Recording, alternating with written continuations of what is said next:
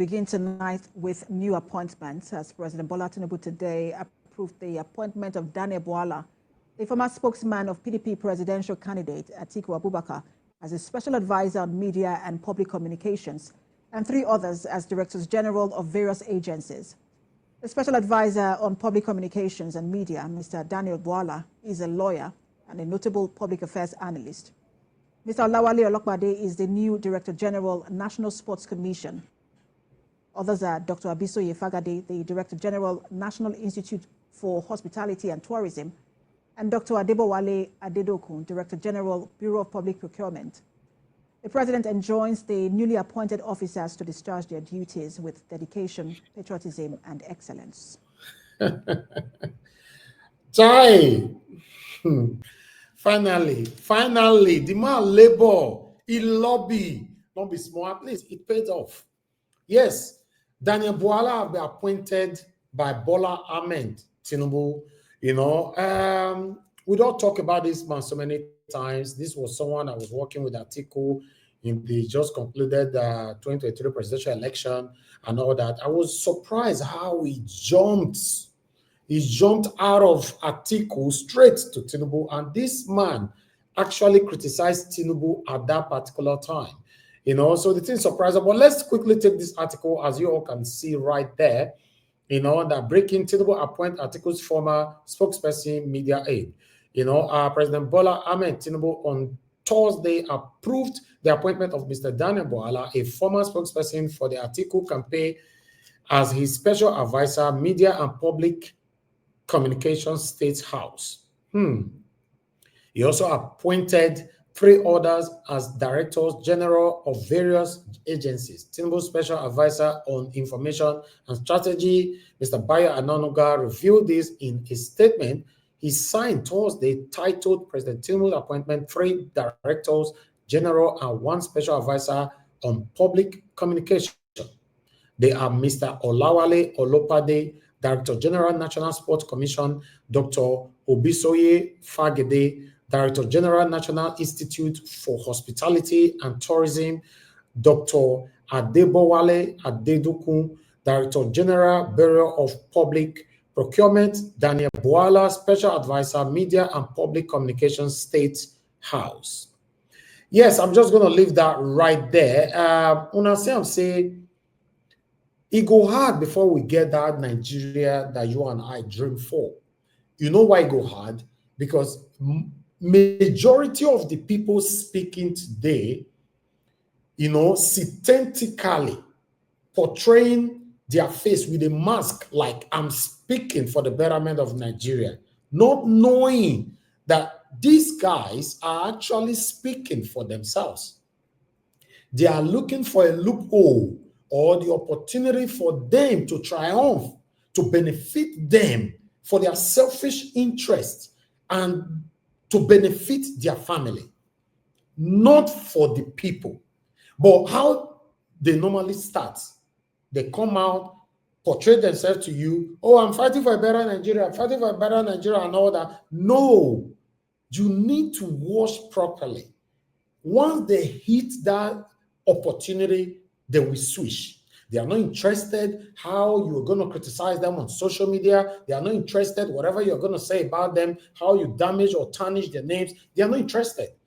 Their focus and target is how they want to enrich themselves. Look at Daniel Bwala, who spoke during the 2023 presidential election, who actually destroyed Bola Ahmed Tinubu. Watch this video. The pantophobia is experienced by all Progressives Congress and Asiwaju. That's why you see them doing that. Can Nigerian people, for the life of me, honestly ask themselves and answer that we are prepared to have a president that will appear in the United Nations, and when he stands to address it, he will say, the fellow citizens of the world, here we are in the United Nations, different from Bala Blue, Blue, and blah, blah. Or that he will say he brings electricity from America and converted it into yam and beans. Or he will say he will turn 50 million people into Agbado. And you see, if you look at the candidates running for the office, for the serious-minded Nigerians, it is quite evident. People in Nigeria, their minds are made up. It's like you're going to obedient people and you are trying to blackmail Peter Obi, and you are singing hip hop, it will not move them. The Nigerian people have made up their mind. They've looked at these political parties. APC is on the extreme, playing religious politics. Labour on the extreme, playing religious politics and all kinds of things. PDP is the only party that has national strength with a common objective for a recovered Nigeria. The Chatham House. The Chatham House, like I said the other time, is a building, but the institution running the Chatham House is Royal Institute of International Affairs. So what they usually do is they discuss about policies around the world. And when they raise up policies, they bring policymakers and people who are trying to think of change to come and have the conversation.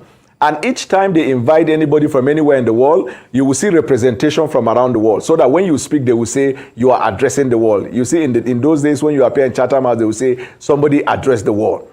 Now, check the ones that Asiwaju went.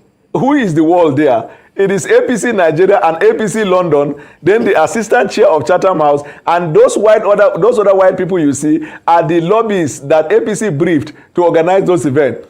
They went and made a caricature of themselves. Then in the evening, they were singing Bugao, Eni, Bigao, and they're jumping. As if what they did in the morning amounted to displaying intelligence leading to what we want to change as a country. When you go to the Chatham House, what do? You speak. After you speak, one or two people will ask questions. Have Nigerians not been asking questions? Those that will vote. Most of those people, they don't come back to vote. The people that will vote in Nigeria have asked questions about electricity. They've asked questions about the economy. They have asked questions about healthcare. They even talked about insecurity in their homes. Farmers has asked, how can we go back to farm? And he has answered that. Let us stop this neo-colonialism, by thinking that entering a British Airways to land in London and speak to some people who their skin pigmentation is white, that is a conclusive proof that we've told you what. No, speak to the government. I will be moved and appreciate if these guys will go and engage with the government of the United Kingdom, because after all is said and done, it is the government that will influence the policy and not the Chatham House people. There is an argument which the learned Sikh, Mr. Keyamo, argued yesterday on the program. He said forfeiture doesn't mean penalty, and it doesn't mean a fine, because I made reference to a portion of the Nigerian Constitution which made reference to the status of anyone who wants to seek the exalted office of the president, and whether or not such persons are being involved in any kind of indictment or convictions in the past, fine or penalty or whatsoever. But he said that forfeiture in that nature wasn't a penalty. Actually, but in law, was that a forfeiture? One. Yes, forfeiture. In law, that forfeiture, is it a penalty? Yes, it is.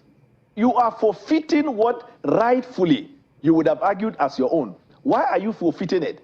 Because investigation proves a link between you and that item, and that the item relates to narcotics. So narcotics and money laundering is a criminal offense. Suggesting to his prosecutory mind, if the prosecutory mind is functional, these are the thoughts. How much was Bwala earning?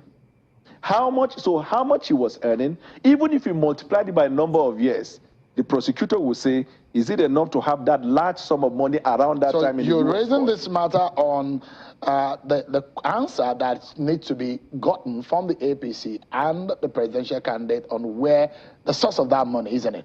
For the Nigerian people, the question is not just about the source is important, but for the Nigerian people is, there is still a cloud around drug-related offenses and drug-related activity with somebody who wants to be the #1 citizen of the country. And I will tell you why.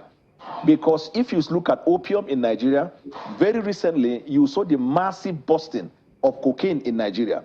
This idea of drugs and narcotics is a terrible case all over the world. And if someone has that questionable character, is elected as a president, what it means is that it will embolden people who are into those activities. That is why the person has to come out clean. That is point #1. Point #2, and very important, apart from the drug, if you look at part 799 and part 680, 680 is a Court of Appeal case, 799 is a Supreme Court case, where the spokesman, apart from the narcotic case, many years ago went to court and also challenged the certificate of Bola Ahmed Tinubu.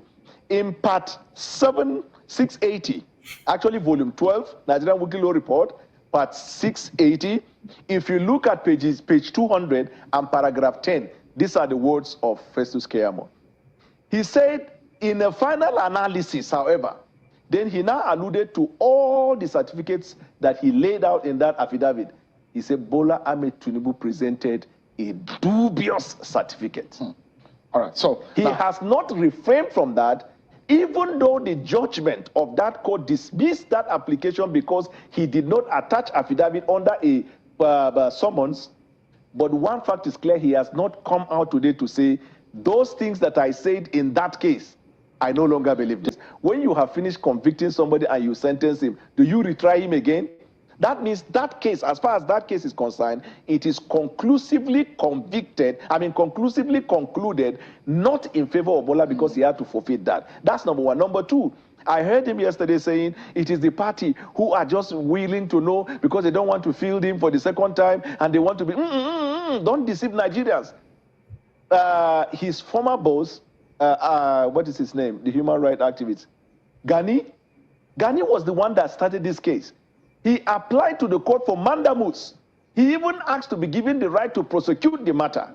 It was Gani that sparked up this issue, and it was a legal matter. That is why the party was compelled. Even it was around that time that Festus Keyamo also went to court and said, in addition to it, that the man's certificate too is a problem. We need to wrap up now. On the final note, what is your summation on this matter? I am afraid that the conclusion of this case is that from the eyes of the law, especially if you look at the constitutional provision you cited, Bola may be disqualified from contesting.